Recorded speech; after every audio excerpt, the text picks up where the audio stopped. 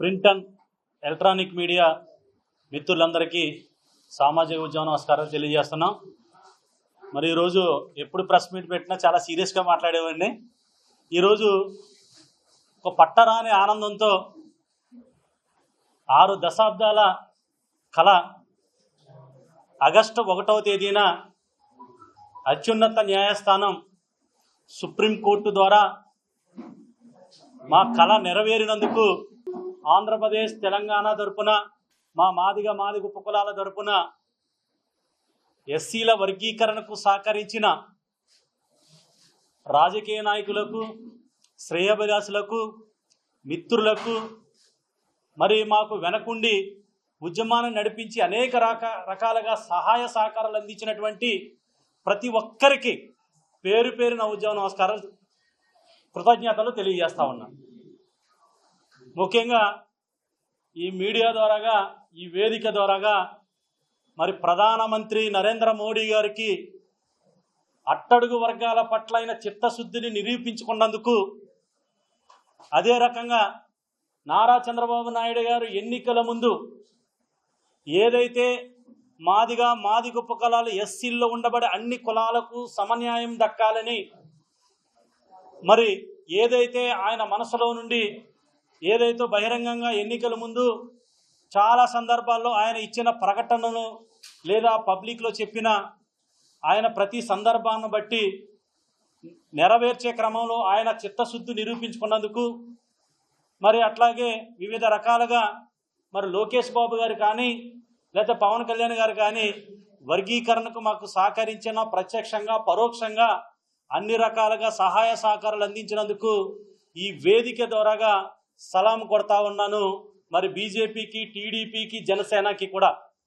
అదే రకంగా మరొక ముఖ్యమైన విషయం ఏంటంటే, నిన్న కాక మొన్న హర్ష్ కుమార్ గారు కావాలి ఇక్కడే రాజమండ్రి వేదికగా ఇక్కడ ప్రెస్ మీట్ పెట్టి అత్యున్నత న్యాయస్థానం ఏదైనా ఉందంటే మనకి సుప్రీంకోర్టునే మనం గౌరవిస్తాం.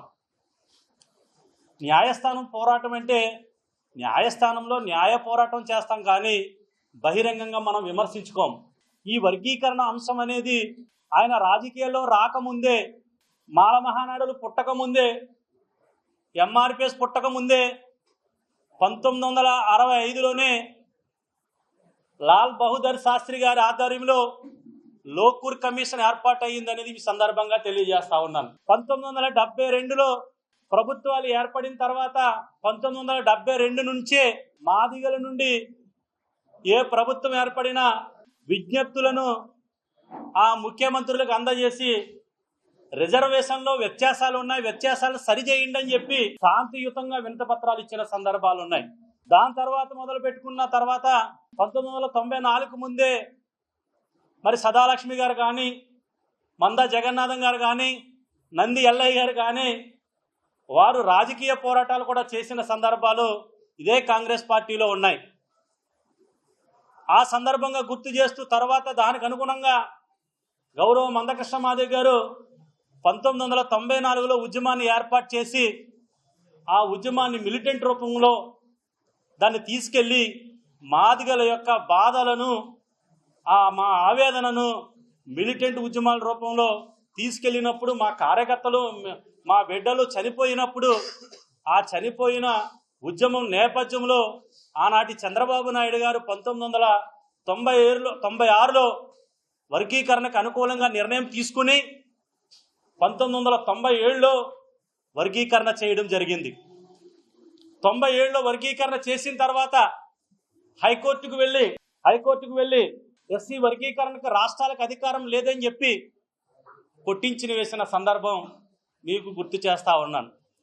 మరి 2000 సంవత్సరంలో మరి రాష్ట్ర అసెంబ్లీ ఏకగ్రీవ తీర్మానం చేసి రాష్ట్రపతి కేఆర్ నారాయణ గారి ద్వారాగా ఆర్డినెన్స్ తీసుకొచ్చి ఎస్సీల వర్గీకరణకు చట్టబద్ధత కల్పించడం ఆనాటి చంద్రబాబు నాయుడు గారు ముఖ్యమంత్రిగా ఉన్నప్పుడు జరిగిందని చెప్పి మీ ముందుకు తీసుకొస్తా ఉన్నాను. మరి ఇవన్నీ కూడా ఇది ఆయన ఉన్నప్పుడే జరిగింది, ఆయన ఎంపీగా ఉన్నప్పుడే జరిగింది. ఆయన 2004 నుంచి 2014 వరకు ఆయన అమలాపురం పార్లమెంటుగా ఉన్నాడు. అమలాపురం పార్లమెంటు సభ్యులుగా ఉన్నప్పుడు 10 సంవత్సరాలు పార్లమెంటు సభ్యుడిగా ఉన్నప్పుడు ఎక్కడైనా ఇండిపెండెంట్గా పోటీ చేస్తే కనీసం 1,00,000 ఓట్లు వస్తాయి. 10 సంవత్సరాలు పార్లమెంటు సభ్యుడిగా పోటీ చేస్తే ఆయన పోటీ చేస్తే ఎన్ని ఓట్లు వచ్చినాయో తెలుసండి? 9,931 ఓట్లు వచ్చినాయి ఆయనకి. అంటే నిన్ను మాలలు నమ్మలేదు, నిన్ను మాలలు అక్కడ 2,50,000 నుంచి 3.5 లక్షల వరకు ఉన్నారు కదా. నువ్వు పోరాటాలు చేసావు కదా.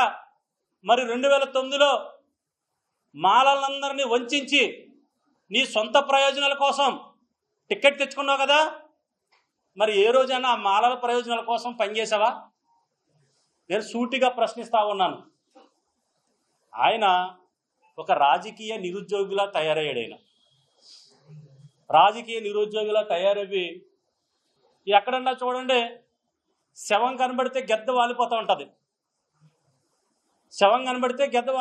ఎప్పుడు పీక్కు తిందామా అని చెప్పి ఆయన చేసిన మంచి పనులకు మాదిగలు మద్దతు ఇచ్చారనే సందర్భం గుర్తు చేస్తా ఉన్నాను. నువ్వు అనేక పోరాటాలు చేసే క్రమంలో నేనే స్వయంగా మద్దతు ఇచ్చి, మందకృష్ణ మాదిగ గారు కూడా నువ్వు జైల్లో ఉంటే నీ దగ్గరకు వచ్చి మద్దతు ఇచ్చిన సందర్భాలు ఉన్నాయి. నీకు ఎవరో కూడా మాలలు సపోర్ట్ చేయలే. ఆ రోజు కూడా మాల మహానాడు ఎవరో కూడా నీ దగ్గర రాలేదు. కానీ ఎక్కడే సమస్య వచ్చినా నీ పోరాటంలో మాదిగులు కూడా భాగస్వాములై ఉన్నారని చెప్పేసి నేను గుర్తు చేస్తా ఉన్నాను. హర్ష్ కుమార్ గారు, అన్నదమ్ములు లాంటి వ్యక్తులు మనం. తెల్లారితే మనం రాజకీయ పరంగానే, ఆర్థిక పరంగానే, లేకపోతే మన కుటుంబాల పరంగా కూడా అనేక సందర్భాల్లో కలిసి ఉన్న వ్యక్తులు మనం. మాల మాదిగల మధ్య వైషమ్యాలు రాజకీయ పార్టీలు కానీ లేదా కోర్టులు కానీ తీసుకురావట్లేదు. నీలాంటి దుర్మార్గపు ఆలోచనలు ఉన్న మాల స్వార్థపరుల లీడర్ల తప్ప మాకు కింద ఉండబడే మాల చిన్న లీడర్లు కానీ మాలలు కానీ మాకు ఎటువంటి వ్యతిరేకం కాదు. మాలలు మా అన్నదమ్ములు, వర్గీకరణ చేసుకోండి అని చెప్పి స్వయాన డాక్టర్ బాబాసాహెబ్ అంబేద్కర్ మనవడు గారు కూడా వర్గీకరణకు మద్దతు ఇచ్చారు కదా. అదే రకంగా గద్దర్ గారు కూడా వర్గీకరణకు మద్దతు ఇచ్చారు కదా. మరి వీళ్ళంతా మాలలే కదా వర్గీకరణకు మద్దతు ఇచ్చినప్పుడు. అదే రకంగా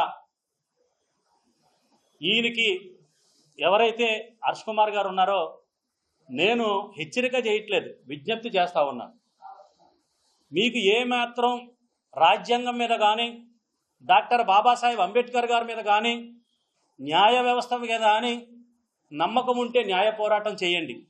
సుప్రీంకోర్టుకి వెళ్ళి ఆ రోజు వర్గీకరణ చెల్లదని చెప్పి మాల మహానాడే కదా సుప్రీంకోర్టుకి వెళ్ళి వర్గీకరణ కొట్టించింది. మరి మేము చేయాల్సిన న్యాయ పోరాటమే కదా. ఒక పక్క మందకృష్ణ మాదిగ గారు, అనేక సంఘాలు, అనేక మంది రాజకీయ పార్టీలు ఉండబడే మాదిగ మేధావులు, అనేక మంది బయట నుంచి వచ్చినటువంటి మాదిగ మేధావులు, వీళ్ళందరూ కూడా ఎవరి పోరాటం వాళ్ళు చేశారు. ఆ పోరాటం ఫలితమే ఈరోజు సుప్రీంకోర్టు ద్వారా వచ్చింది. మరి ఈ తీర్పు అనేది ఈరోజు వచ్చింది కాదు. 2020లోనే రాష్ట్రాలు వర్గీకరణ చేసుకోవచ్చని చెప్పి అరుణ్ మిశ్రా జడ్జిమెంట్ వచ్చింది కదా. అరుణ్ మిశ్రా జడ్జిమెంట్ అనుకూలంగానే మరి పంజాబ్ 2010లోనే సుప్రీంకోర్టుకి వెళ్ళింది కదా. పంజాబ్ వెస్ట్ సుప్రీంకోర్టుకి వెళ్ళినప్పుడు 2020లో జడ్జిమెంట్ వచ్చింది కదా. ఆ జడ్జిమెంట్ ప్రకారం మాకు అధికారం సరిపోవట్లేదు, మేము 3 మాత్రమే ఉన్నాము, 5 లేదా 7 ధర్మాసనానికి మీరు వెళ్ళండి, వెళితే వాళ్ళు నిర్ణయం తీసుకొచ్చి అని చెప్పేసి మరి ఏదైతే విస్తృత ధర్మాసనం ఏదైతే 7 జడ్జీలు ఉన్నారో సుప్రీంకోర్టు జడ్జీలు, మరి చంద్రచూడ్ జడ్జి గారి అధ్యక్షతన ఏదైతే జడ్జిమెంట్ జరిగిందో 7 కూర్చుంటే 7లో 1 మాత్రమే వ్యతిరేకించారు. మెజారిటీ జడ్జిలు మరి తీర్మానం చేసి ఇచ్చారు కదా. నువ్వు చదువుకున్నావు కదా, నువ్వేమి చిన్నపిల్లడు కాదు కదా. మాట్లాడితే చంద్రబాబు నాయుడు కుట్రదారుడు, బీజేపీ కుట్రదారుడు, మందకృష్ణ మాదిగని పావుగా వాడుకున్నారు. మందకృష్ణ మాదిగ గారి కంటే ఉద్యమం ముందు పుట్టిందండి. 1965లోనే లోకూర్ కమిషన్ ఏర్పాటు చేసి మరి మాలలు ఎక్కువ తీసుకుంటున్నారు, మాదిగలకు అన్యాయం జరుగుతుందని రిపోర్టులు చెప్తున్నాయి కదా. రామచంద్ర కమిషన్ రిపోర్ట్ చెప్తుంది కదా, ఉషా మెహ్రా కమిషన్ రిపోర్ట్ చెప్తుంది కదా. నీ స్వార్థపరమైన ఆలోచనలకి మాలలను బలి చేస్తావా హర్ష్ కుమారు? నువ్వంటే ఒక రకమైన అభిమానం, గౌరవం ఉండేది. నువ్వు మీటింగ్ పెడితే డబ్బులు ఇచ్చి తెచ్చుకుంటేనే కానీ నీకు జనం రాని పరిస్థితి.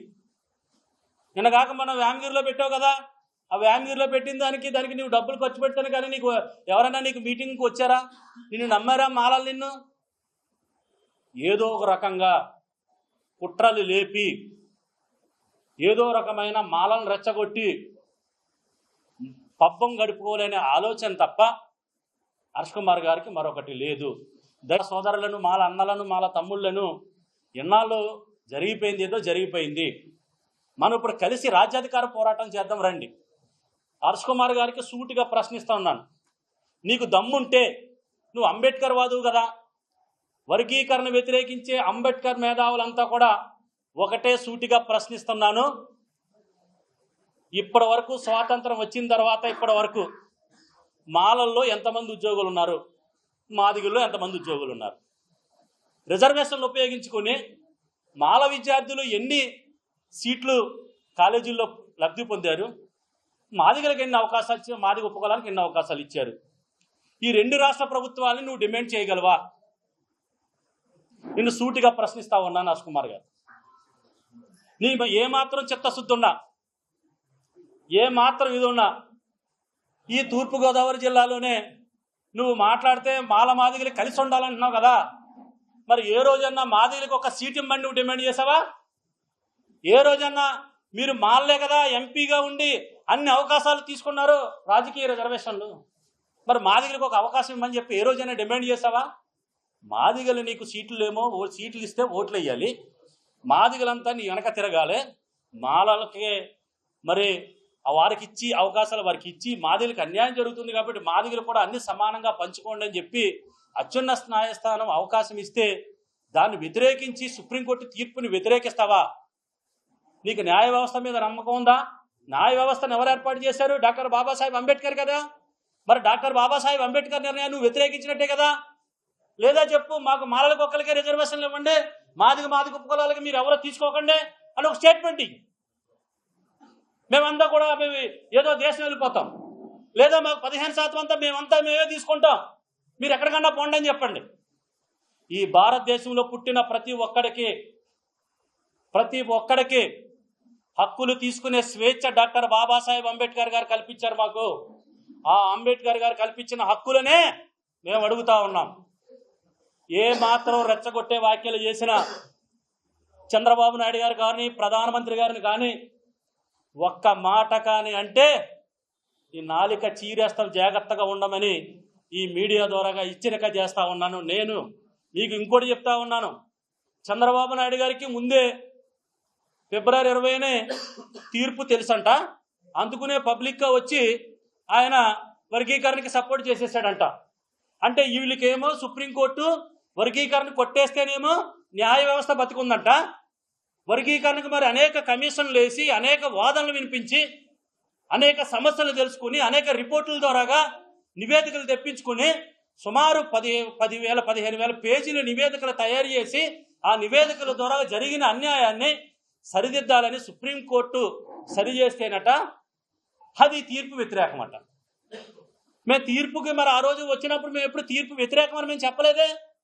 మేము న్యాయ పోరాటం చేసాం, బయటకు వచ్చి మా కష్టాలు చెప్పుకున్నాం, మా వేదనను చెప్పుకున్నాం, అంతే తప్ప నీలాంటి కుట్రపూరితమైన ఆలోచనలు చేసి మాదిగల్ని రెచ్చగొట్టే పరిస్థితి చేయబాక అని చెప్పేసి హర్ష్ కుమార్ గారికి విజ్ఞప్తి చేస్తా ఉన్నాను.